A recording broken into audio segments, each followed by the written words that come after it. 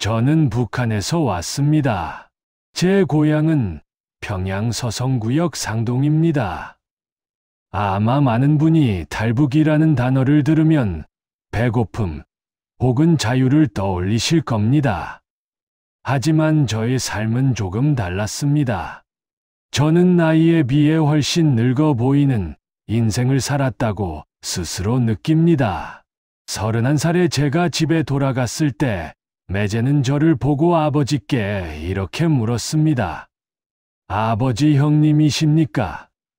제 몸은 이미 50대처럼 보였고 저의 인생은 꼬일대로 꼬여 있었습니다. 2번의 감옥 생활, 그곳에서 배운 것은 마음의 문이 무섭지 않다는 비정한 현실뿐이었습니다. 지긋지긋한 현실을 바로잡아 보겠다고 제철소에 취직했지만 배급은 6달째 끊겼습니다. 저는 굶어 죽지 않기 위해 그것을 훔쳤습니다. 그리고 그 순간 저는 단순한 도둑이 아니라 북한 체제에서 가장 무거운 죄를 지은 수령 선물을 훔친 죄인이 되었습니다. 그리고 수십 년이 흘러 남한에 와서야 이 모든 고난의 원인을 알게 되었습니다. 충주 버스터미널 대합실. 저는 무심히 6.25 정전협정 사진을 구경하다가 가장 끝자리에 앉아있는 한 남자를 발견했습니다. 저는 그 자리에서 굳어버렸습니다. 설마 그분은 바로 제 아버지였습니다. 6.25 전쟁 당시 김일성 옆에서 소련군 통역을 맡았던 별 하나를 단 군관이었습니다. 제 아버지와 외가에 얽힌 충격적인 진실, 제가 왜 그토록 험난한 인생을 살아야 했는지, 그 인생 필름은 남한에 와서야 비로소 이어지기 시작했습니다. 지금부터 제가 겪었던 처절한 생존과 탈북의 여정을 있는 그대로 말씀드리겠습니다. 저의 이야기가 당신의 인생의 작은 울림이 되기를 바랍니다. 혹시 저의 이야기에 공감하셨다면 구독과 좋아요를 눌러주십시오. 이 영상이 세상에 널리 퍼져 북한의 실상이 알려지는데 큰 도움이 될 것입니다. 그럼 지금부터 저의 숨겨진 과거를 시작합니다. 제 고향은 평양이었지만 어릴 때부터 가정 환경이 너무 험했습니다. 나이에 비해 훨씬 늙어 보인다는 말을 듣고 자랐고 제 삶은 늘 고단함의 연속이었습니다. 젊은 시절 군 복무 중 소대장이 결혼식에 쓸 술과 담배를 구해오라고 지시했습니다. 대신 이틀 외출을 허락해 주었죠. 집에 돈 한 푼 없던 저에게 그것은 기회가 아닌 절벽이었습니다. 저는 결국 해서는 안 될 선택을 하고 맙니다. 어떻게든 소대장의 지시를 이행해야 했습니다. 돈이 없어 약국에 들어간 저는 그 귀하다는 약 녹용 비슷한 것을 훔쳤습니다. 군복 배낭에 슬쩍 넣고 나오는 순간 등 뒤에서 군인 동무 거기 서시오 라는 소리가 들렸습니다. 저는 정신없이 도망쳤지만 결국 붙잡혔고 평안남도 중산 감옥에 1년간 수감되었습니다. 처음 감옥 문이 열릴 때는 온몸이 벌벌 떨릴 정도로 무서웠습니다. 그런데 아이러니하게도 한 번 다녀오고 나니 그 다음부터는 세상의 어떤 위협에도 마음의 문이 무서워지지 않는 저 자신을 발견했습니다. 출소 후 평양에 있던 저희 가족은 청진으로 추방된 상태였습니다. 집에 갈 용기가 나지 않아 역전해서 떠돌았습니다. 감옥 전과자라는 사실이 너무 부끄러웠습니다. 그러다 옷을 갈아입으려다 또다시 큰 실수를 저지릅니다. 죄수복에 찍힌 번호 7번을 타일 가루를 묻혀 17번으로 조작한 후 다른 방 대학생 수용자의 교복을 훔쳐 입었습니다. 청긴사범대 학생처럼 보이는 교복을 입고 버스를 탔습니다. 얼굴은 고된 인생으로 늙어 보이는데 옷은 깨끗한 대학생 교복이니 사람들이 저를 이상하게 쳐다보는 건 당연했습니다. 결국 노동자들의 의심을 사서 제철소 안전부에 끌려갔습니다. 그들은 저의 족수의 자국을 확인하며 무자비하게 폭행했고 결국 교복을 훔친 죄로 2년형을 선고받아 또다시 교도소 생활을 해야 했습니다. 북한에서는 아무리 작은 절도죄라도 체제에 대한 도전으로 간주됩니다.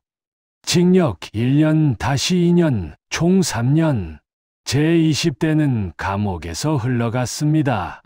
두 번째 출소 후 겨우 집으로 돌아갔을 때 저는 31살이었습니다. 형제들은 모두 결혼해 가정을 꾸린 상태였죠. 어느 날 누이 동생의 남편인 매제가 집에 들어오며 안방에 아버지와 저를 번갈아 보더니 안방에 계신 분이 아버지 형님이시냐고 묻는 겁니다. 아버지와 아들을 형제로 착각할 만큼 제 인생은 고여 있었고 제 모습은 늙어 있었습니다. 그만큼 저는 북한 체제 속에서 젊음을 착취당하며 생존해왔던 것입니다. 하지만 저는 이대로 주저앉을 수 없었습니다. 매제의 오해를 듣고 충격을 받은 저는 정말로 인생을 바로잡아 보겠다고 결심했습니다. 청진의 한 제철소 용광로 직장에 취직해 열심히 일했습니다. 쇠물에 달궈진 현장은 지옥 같았지만 땀 흘려 일하는 것에 위안을 얻었습니다. 그러나 북한의 현실은 저의 의지를 무참히 짓밟았습니다. 배급이 6달째 나오지 않았습니다. 땀은 흘려도 배를 채울 수 없는 모순된 현실이었습니다. 그날도 야근을 마치고 퇴근 버스를 놓쳤습니다. 시간은 밤 12시. 캄캄한 길을 걷다가 군용 트럭 한 대가 서 있는 것을 발견했습니다. 몰래 짐칸에 올라탄 저는 안에 쌓인 마대들을 뒤지기 시작했습니다. 식량을 찾으려는 데스퍼레이트한 시도였습니다. 그런데 마대 안에서 뭔가 살아있는 것이 느껴졌습니다. 마대를 열어보니 귀하게 여겨지는 꿩 여러 마리가 들어있었습니다. 배급도 6개월째 안 나오고 이대로 가면 굶어 죽겠다. 머릿속으로 이 생각이 스쳤습니다. 저는 마대를 통째로 트럭에서 떨어뜨려 꿩들을 빼냈습니다. 그리고 밤중에 아무 집이나 두드려 꿩을 팔아치웠습니다. 그 돈으로 쌀밥을 먹고 집에도 가져갔습니다. 간만에 온 가족이 배불리 밥을 먹었을 때 저는 잠깐이나마 영웅이 된 기분이었습니다. 다음날 제철소는 발칵 뒤집혔습니다. 꿩 훔친 놈, 꿩 본 사람 신고하라 는 방송이 연신 흘러나왔고 경찰 수사가 시작되었습니다. 동네 이민반에서도 꿩 도둑 모자도 사람만 못 잡았다는 소문이 돌았습니다. 저는 다행이다. 난 아니구나 하고 넘기려 했습니다. 하지만 저의 아니란 생각은 바로 무너졌습니다. 출근하자마자 경찰이 들이닥쳐 저를 연행했습니다. 경찰서 앞에서 사람들에게 얼굴을 보여주는 순간 제가 꿩을 팔았던 사람들이 유리창 너머에서 저를 보고 손가락질했습니다. 잡아라. 소리에 주민 수십 명, 아니 100여 명이 저를 향해 쫓아오기 시작했습니다. 대규모 추격전이었습니다. 저는 학교 담장, 기업소 담장, 병원 담장을 연속으로 뛰어넘으며 도주했습니다. 마지막에는 지붕에서 추락해 꽝 떨어지자 마침 조회 중이던 사람들 앞에 떨어져 모두가 경악했습니다.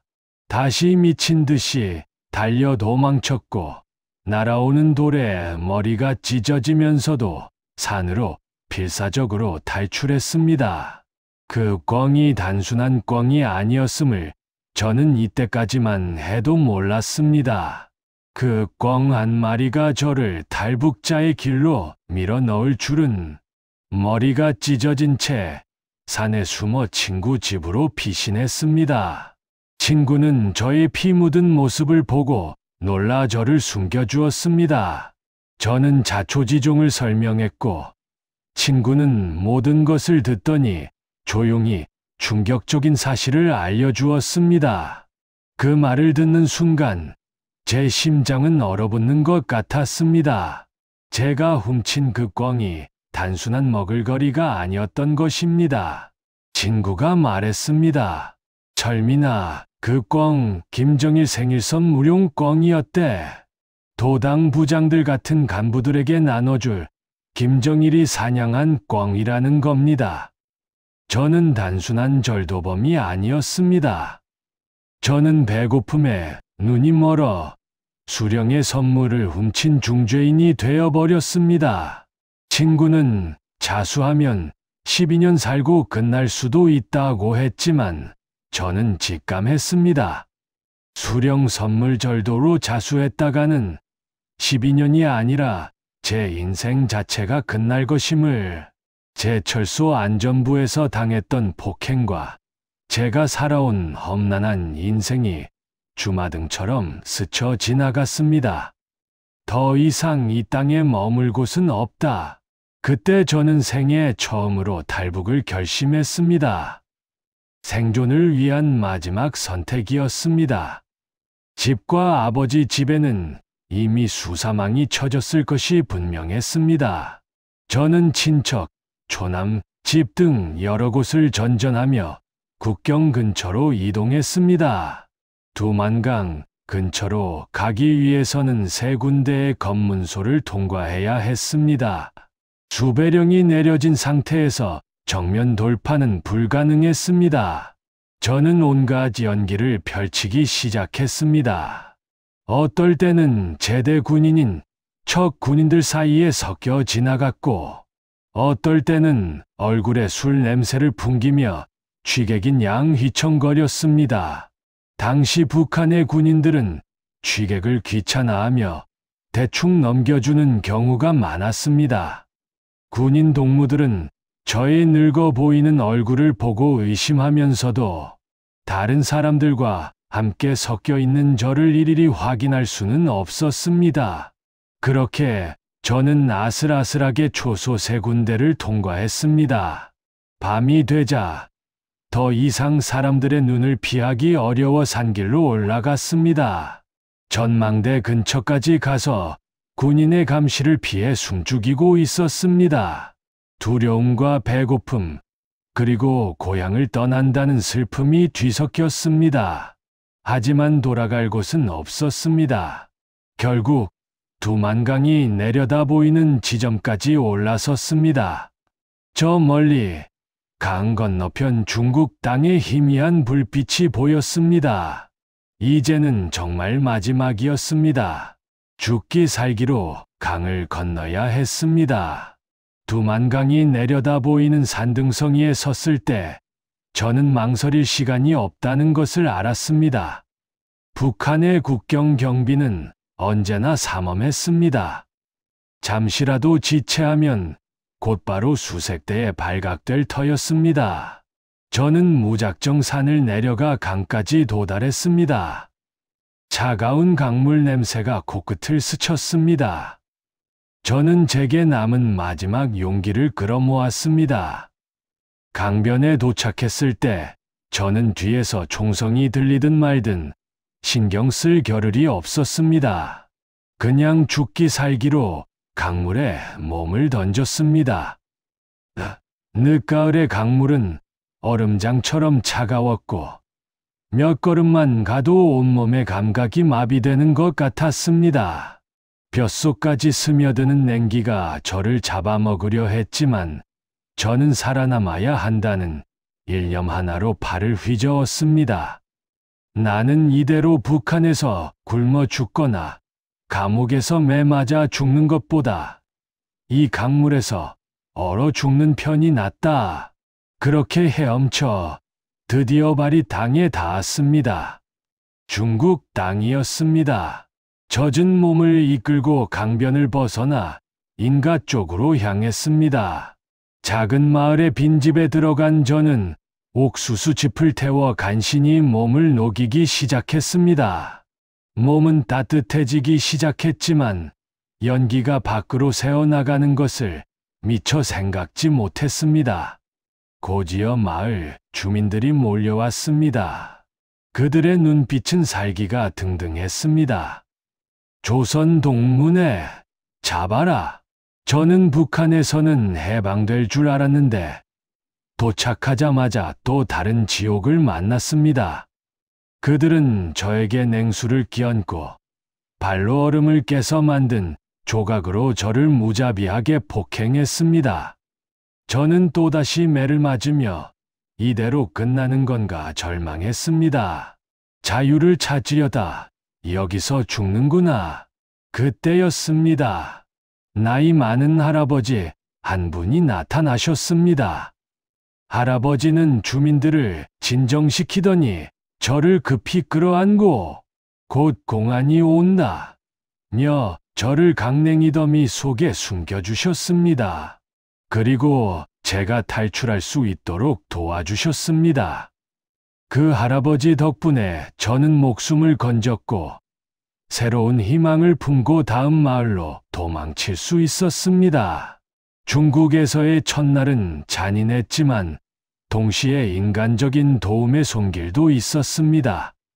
할아버지의 도움으로 탈출한 저는 걷다가 십자가를 보았습니다. 병원인가 하고 찾아갔는데 교회였습니다. 피 흘리는 저의 모습을 본 목사 부부는 저를 북조선 사람임을 알아보고는 눈물을 흘리셨습니다. 그들은 김정일을 욕하며 저의 고통에 깊이 공감해 주었습니다. 그 눈물은 제가 북한에서 겪었던 어떤 친절보다도 진심으로 다가왔습니다. 목사 부부는 저에게 깨끗한 옷을 갈아입혀 주고 따뜻한 밥을 먹여주었습니다. 탈북자를 재워주면 구속될 수 있다는 것을 알면서도 그들은 저에게 하룻밤을 재워주었습니다. 다음 날 아침 남편 목사님이 전화 통화를 하더니 빨리 보내야 한다며 저에게 시비안과 연길 가는 버스 정보를 알려주고 내보냈습니다. 짧았지만 그 부부와의 만남은 제게 큰 위로가 되었습니다. 연길로 가는 버스 안. 저는 신분증이 없었기에 불안함에 떨고 있었습니다. 아니나 다를까 버스가 중간쯤 가자 공안이 올라와 신분증 검문을 시작했습니다. 저는 이제 끝났다고 생각했습니다. 그 순간 제 옆에 앉아있던 아주머니가 공안에게 말을 거셨습니다. 아주머니 동무, 이 사람은 검문할 필요 없어요. 우리 정신병자 친척이거든요. 심양 가는 길이에요. 공안은 저의 늙어 보이는 얼굴과 험상궂은 모습을 보고는 아주머니의 말을 그대로 믿었습니다. 덕분에 저는 검문을 통과할 수 있었습니다. 세상은 무섭기도 하지만 저를 살리려는 손길이 끊이지 않는다는 것을 깨달았습니다. 연기를 거쳐 심양까지 이동했습니다. 짐 나르는 일을 도와주다가 심양까지 같이 가자. 기차표는 우리가 사줄게라는 제안을 받아 그들과 동행했습니다. 심양에 도착해서는 하루 30위안 정도를 받는 가혹한 노동, 무거운 강목 들기를 3일간 했습니다.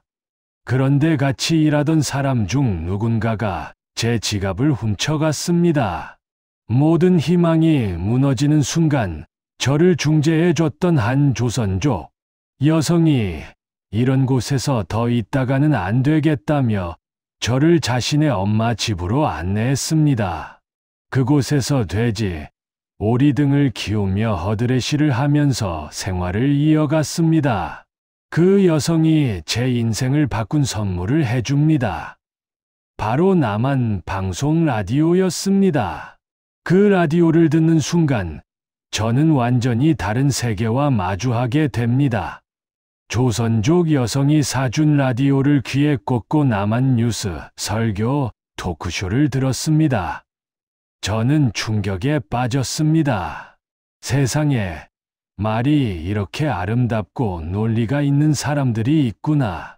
북한에서 배운 남조선 괴뢰에 대한 인식이 완전히 뒤바뀌는 순간이었습니다. 저는 중국에서 열심히 일해 꽤 많은 돈 수백만 원을 모았습니다. 돈을 모으고 나니 제 머릿속에는 이상한 생각이 떠올랐습니다.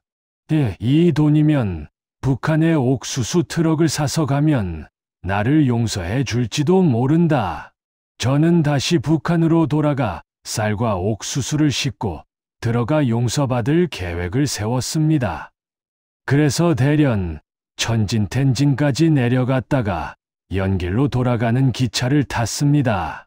운명은 바로 이 기차 안에서 저를 기다리고 있었습니다.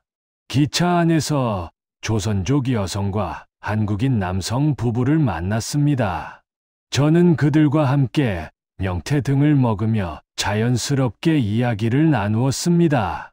한국인 남편은 제가 북한 사람인 것을 알자 김신조, 김현희 등 북한의 간첩 사례를 이야기해 주며 저에게 놀라운 제안을 했습니다. 동무, 한국에 오면 집도 주고 돈도 주고 사람답게 살 수 있습니다. 우리가 타고 온 배가 있는데 그 배를 타면 한국 갈 수 있어요. 북한으로 돌아가려던 저의 마음은 이 말을 듣고 흔들리기 시작했습니다. 저는 결국 남한행을 결심했습니다. 천진항구에서 배를 타기로 했습니다.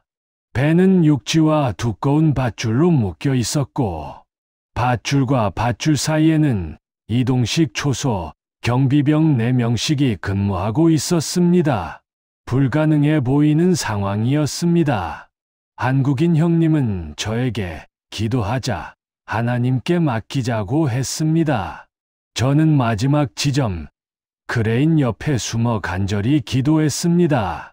하나님, 남조선에 보내주시면 다시는 도둑질 안 하겠습니다. 딱 2번, 이 기도를 드린 후 시행에 옮겼습니다. 경비병이 코앞에서 이야기를 나누는 거리, 뒤돌아갈 수도 없었습니다. 저는 숨을 죽이고 자유를 향한 밧줄 작전을 시작했습니다. 경비병이 바로 코앞에 있었지만 저는 밧줄을 붙잡고 올라갔습니다.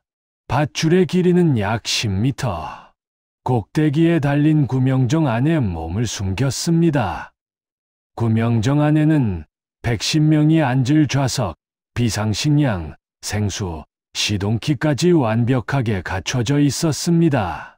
이 배가 풍랑을 만나도 최소한 나는 살겠구나 하는 이상한 안도감이 밀려왔습니다. 저는 구명정 속에서 작은 예인선이 큰 배를 밀고 출항하는 모든 과정을 지켜보았습니다. 중국 해역을 벗어날 때 경비정이 따라붙었지만 영해를 벗어나자 경비정은 회항했습니다. 그렇게 저는 인천항에 도착했습니다. 승객 신분증 검사가 시작되자 저는 앞에 있던 사람 이름을 그대로 외워 물음에 답했고 기적적으로 통과했습니다. 진행자는 나중에 저를 보고 진짜 인간 대학 박사급이라고 농담할 정도였습니다. 그러나 곧 당시 안기부 관련 기관으로 인계되어 간첩 가능성을 의심받아 철저하게 조사받았습니다.